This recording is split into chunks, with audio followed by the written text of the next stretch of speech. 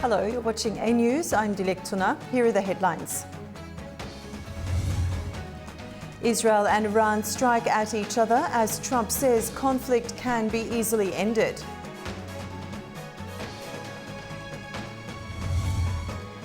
A Minnesota manhunt is underway for a suspect in a deadly shooting of Democratic state lawmakers. Azerbaijan facilitates the transit of foreign nationals from Iran.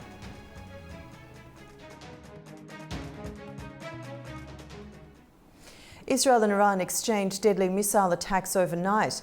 The back-and-forth bombardment raised fears of a regional war, dramatically intensifying a conflict that has already claimed dozens of lives and left hundreds wounded.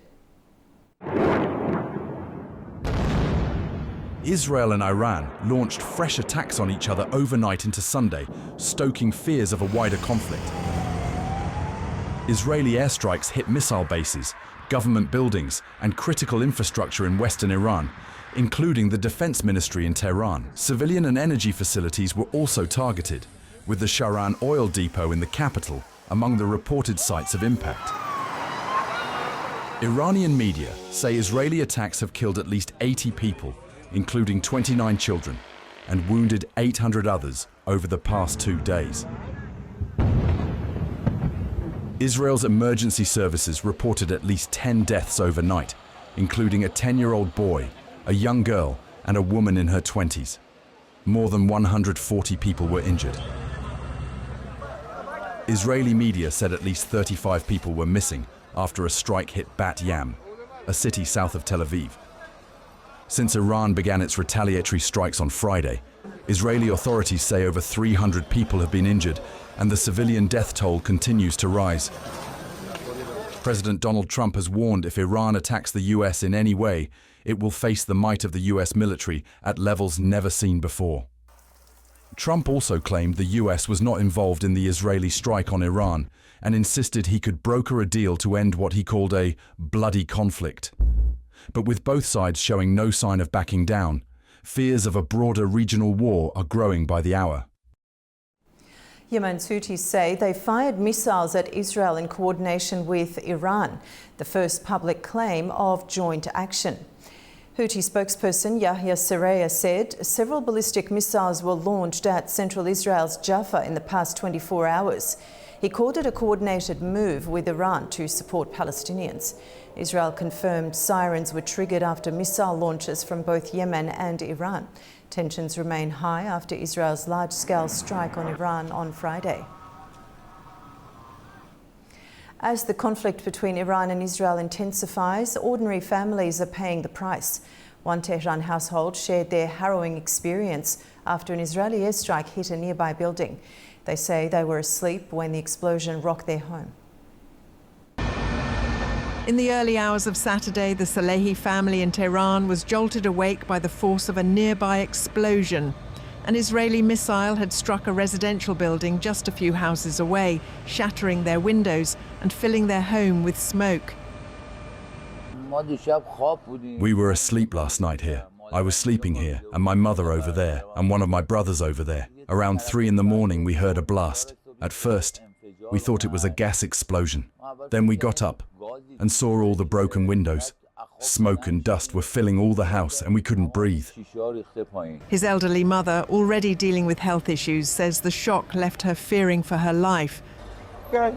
I'm scared. My heart is pounding. I felt like my heart stopped. I keep going to the doctor. I have heart problems. The family says they are ordinary citizens and the reason for the strike remains unclear to them. We are normal people, and I have no idea who lived near here that was targeted. We go to work all day, and I don't know who lives around here. We only know the target was 3 or 4 houses away. Mohsen's brother Hassan says the explosion was more powerful than anything he's witnessed in his lifetime. Unfortunately, it was such a huge loud noise that we had never heard before in all my 50 years. I'd only seen these images in the movies, not in real life. The impact of the explosion was so big that it threw me up against the ceiling. He described the incident not just as a strike, but as a violation that has shaken the entire neighborhood. It's not about any certain individual anymore. This was a violation of our land, and everyone, young, old, man or woman, is furious at Israel. They are determined to seek retribution, even if it means using bare hands and sand from the earth. It will happen soon by the help of God. According to Iranian state media, around 60 people, including at least 20 children, were killed in Saturday's Israeli airstrikes. The following day, Iran launched a retaliatory barrage of some 200 missiles toward Israel. Both countries now remain on high alert. In Israel, people are returning to damaged homes after overnight missile strikes from Iran. In Ramat Gan, near Tel Aviv, one resident described the moment the blast hit her neighbourhood. Parts of Ramat Gan was left damaged after a missile hit this residential street overnight. Linda Grinfield was at home when the sirens went off. She made it to the shelter just before the explosion. We heard the siren. We were lucky to run to the shelter. We were sitting in the shelter, and then we heard such a boom. It was awful. We were sure that the missile hit our building. Emergency crews were on site early as residents began clearing debris from homes and vehicles. It's invasion into your life, into your house, into not a very nice feeling. I mean, very depressing, very frustrating. Like many here, Linda is unsure what happens next. You don't know where this situation leads us to. I mean, it's an awful feeling. You really don't know what's going to happen in the next, I wouldn't say next day, next second. So it's not nice. For now, people are focusing on cleanup and waiting for more clarity on what comes next. A flood of reactions are pouring in after Israel's strikes on Iran. UN General Secretary and officials around the world have urged for maximum restraint, with some condemning the attacks. Leaders and government representatives from several countries and regions called for restraint after Israel launched its biggest ever offensive against Iran in a bid to prevent it from developing nuclear weapons. Among those expressing their concern over the situation was United Nations Secretary-General Antonio Guterres.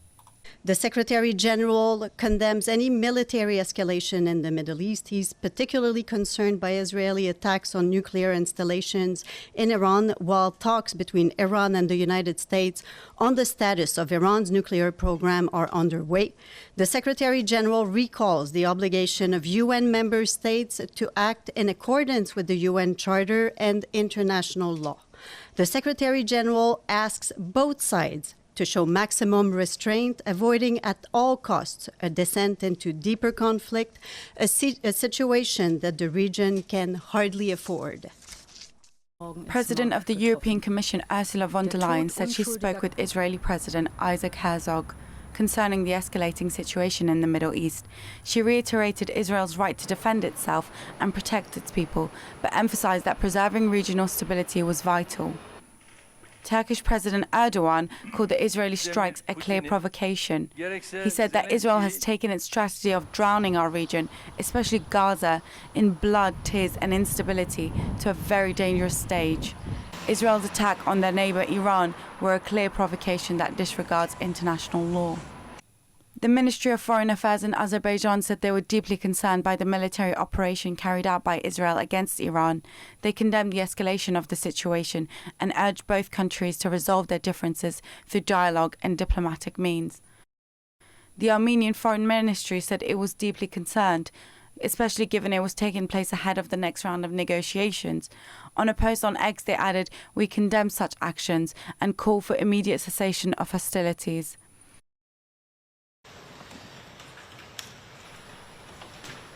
France's Macron says Iran is responsible for destabilizing the region.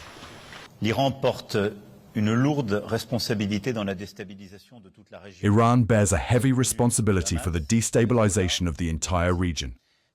And so, I say with the greatest clarity, the risk of this march toward nuclear weapons by Iran threatens the region, Europe, and collective stability more generally. We cannot live in a world where Iran possesses the atomic bomb, because it is an existential threat and a threat to our collective security. British Prime Minister Keir Starmer released a statement urging stability in the region, saying the reports of these strikes are concerning and that the UK urges all parties to step back and reduce tensions urgently. China's foreign ministry spokesperson said they were deeply worried about any escalation. China is closely paying attention to the Israeli attack on Iran and is deeply worried about the serious consequences that the relevant action may bring. China opposes the violation of Iran's sovereignty, security and territorial integrity, and opposes the intensification of contradictions and the expansion of the conflict. A politically motivated attack has shaken the state of Minnesota, prompting a massive manhunt for a suspect accused of killing 2 Democratic lawmakers and injuring 2 others. As authorities intensify their search, the details have emerged, including a manifesto and a hit list targeting other political figures. Here's Tony Waterman with the latest from Washington. A massive manhunt is underway in the U.S. state of Minnesota. Police sweeping through entire neighborhoods, searching for a man officials say gunned down 2 Democratic lawmakers in a politically motivated attack. Representative Melissa Hortman and her husband Mark were killed in their own home early Saturday morning. Senator John Hoffman and his wife were also attacked in their home and have undergone surgery. Officials say that they are now recovering. Authorities have also identified a suspect, 57-year-old Vance Bolter, who they say was impersonating a police officer at the time of the shootings. He fled on foot after a shootout with police, leaving behind a vehicle, and inside, authorities say that they found a manifesto which included a hit list of other Democratic lawmakers and abortion right advocates. Those individuals have been notified and are receiving protection. Now, the shooting took place in the early hours of Saturday morning. A photo released by authorities shows the gunman at the front door of one of the victims' homes, and he appears to be wearing a rubber mask. They also released a photo of him hours later in the state capital of Minneapolis and believe he was trying to flee the area. According to state officials, there was some overlap between the suspect and Senator John Hoffman, but at this point, they don't know exactly what that relationship was or if they actually knew each other.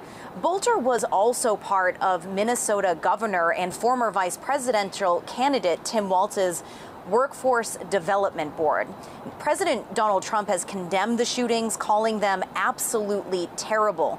Police are still investigating a motive, but it comes at a time of heightened tensions in the country, with millions taking to the streets on Saturday to protest President Trump's policies and what they see as an erosion of democracy. And of course, all of this coming against the backdrop of a massive military parade here in Washington, D.C., a parade celebrating the Army's 250th birthday, which also happens to be President Trump's 79th birthday. Tony Waterman for AnewZ, Washington. A massive military display took over the streets of Washington, D.C. as the U.S. Army marked its 250th anniversary. The celebration held on President Donald Trump's 79th birthday featured tanks, troops and a fireworks finale. The streets of the US Capitol were filled with displays of American military power on Saturday as the US Army marked its 250th anniversary with a grand parade. President Donald Trump, who also marked his 79th birthday, presided over the event. Thousands of troops marched down Constitution Avenue in historical and modern uniforms, accompanied by a formidable array of military vehicles. The event marked a rare display of military force in the US, aligning with President Trump's vision of showcasing American strength through ceremonial pageantry. From a viewing stand near the White House, the president watched the parade, drawing cheers from crowds along the National Mall, despite earlier storm warnings. Down through history, we've been blessed beyond words by this valiant legion of Army warriors and patriots, heroes and legends. And tonight we affirm with unwavering certainty that in the years ahead and in every generation hence, whenever duty calls and whatever danger comes, the American soldier will be there. The celebration concluded with a fireworks display at the Washington Monument. Russia and Ukraine carried out their fourth prisoner exchange in a week on Saturday, under agreements made in Istanbul earlier this month, according to statements from both sides. Russia handed over an unspecified number of Ukrainian prisoners and returned the remains of 1,200 soldiers. Ukraine confirmed the transfer but did not say if any bodies were returned to Russia. Early in the week, Russia returned over 2,400 bodies of fallen Ukrainian soldiers. The total number of remains to be repatriated under the deal is expected to reach 6,000. India has recovered the flight data recorder from the Air India jet that crashed in Ahmedabad, killing 270 people. Investigators are now examining possible mechanical failures and airline procedures. At least 270 people are confirmed dead after an Air India Boeing 787 crashed in Ahmedabad, moments after taking off for London. The plane lost altitude seconds after becoming airborne and exploded on impact, striking a student hostel and scattering debris and bodies across the area. Only one person on board survived. The victims include both passengers and people on the ground. Most of the bodies recovered so far were badly burned, making identification difficult. Authorities are using dental records and DNA profiling to confirm identities. Family members have been gathering at hospitals to await updates. Officials say the process may take up to 72 hours in some cases. Forensic teams have received dental records for over 130 victims and are working to match them with existing medical files. Investigators have recovered one of the aircraft's black boxes, the digital flight data recorder, from a rooftop near the crash site. The cockpit voice recorder is still missing. The footage from airport CCTV shows the plane struggling to gain height, flying flat for a few seconds, then plunging tail down. Authorities are examining several possible causes, including a failure in engine thrust or issues with the flaps. The plane's landing gear remained extended during the flight, another focus of the investigation. Anti-terror units have also been involved, though officials say a bird strike is unlikely. India's aviation regulator has also ordered emergency checks on all Boeing 787 aircraft in the country. So from the DGCA, we have also given an order to do the extended surveillance for the 787 planes. There are 34 in our Indian aircraft fleet today.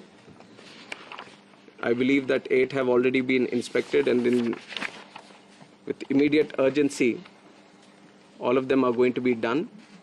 The government has set a 3-month deadline for a full report on the crash. For now, the focus remains on recovering the remaining black box and completing the identification process.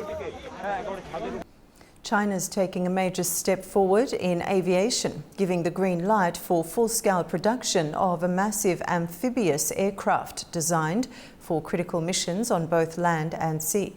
The move highlights Beijing's push to boost its tech strength and maritime presence. Our Manur Maktoum has more from Beijing, China. China has officially approved the AG-600 Kunlong, the world's largest amphibian aircraft for mass production. This marks a significant advancement in its ambitions to become a self-reliant and globally competitive aviation industry. Developed by the State-owned Aviation Industry Corporation of China, the AG-600 can perform a variety of critical functions, including maritime search and rescue, aerial firefighting, and emergency response operations. Roughly the size of a Boeing 737, the aircraft can operate in land and sea environments, which makes it ideal for disaster relief and operations in remote coastal regions. The mass production approval was followed by years of development and testing, including thousands of flight hours in challenging environments and meeting all the regulatory requirements for commercial mass production. This milestone strongly demonstrates China's technical capacity in complex aircraft systems and positions the AG-600 as a potential export product, with interest reportedly coming from countries in Southeast Asia and the Pacific. Strategically, the AG-600 can boost China's emergency preparedness and extend its operational reach in maritime zones such as the South China Sea. It also reflects Beijing's push to reduce reliance on foreign aerospace technologies and showcase its industrial achievements on the international stage. Manu Mathum, AnewZ, Beijing, China.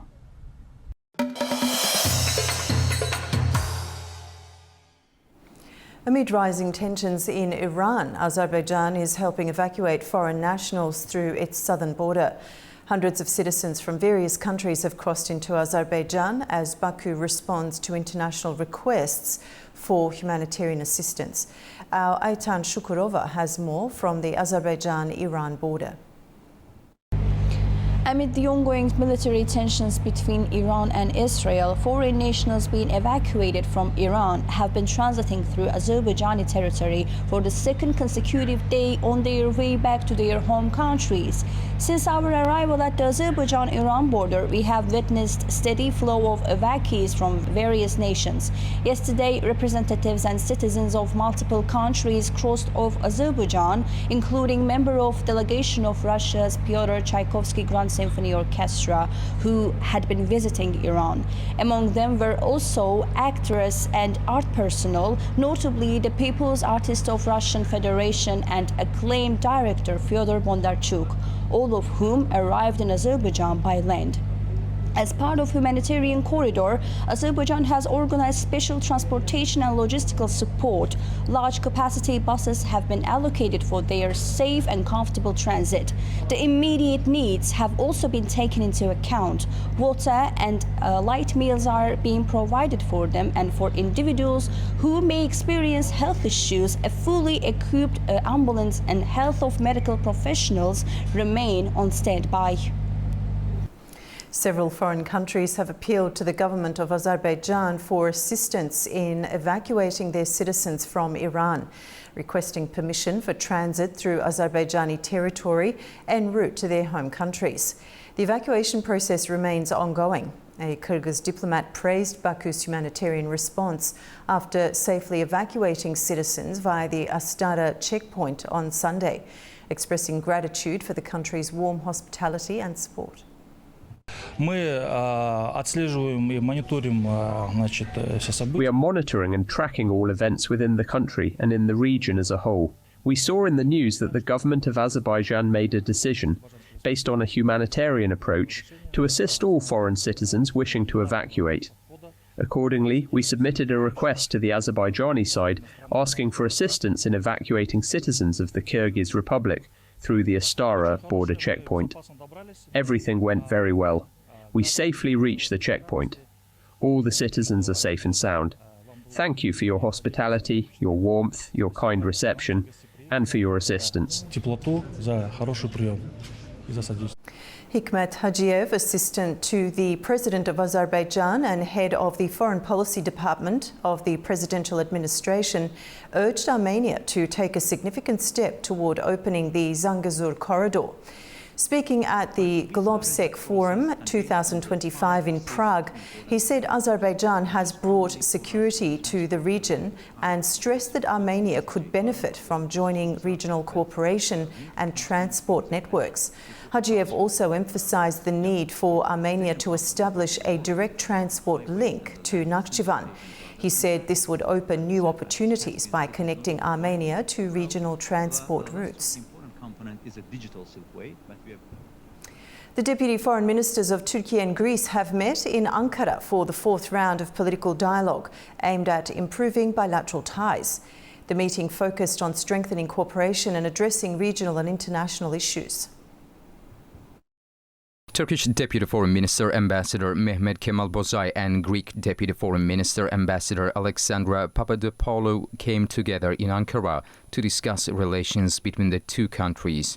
Following the meeting, the Turkish Foreign Ministry released a joint statement announcing that Bozay and Papadopoulou had held their fourth political dialogue meeting in the Turkish capital. The two sides reviewed recent developments in bilateral relations since their previous meeting and prepared for the upcoming 6th High-Level Cooperation Council, which is set to take place in Turkey. In addition to bilateral matters, the deputy ministers exchanged views on current regional and international developments. These are the updates we have from Baku for now. Stay tuned to AnewZ for more updates.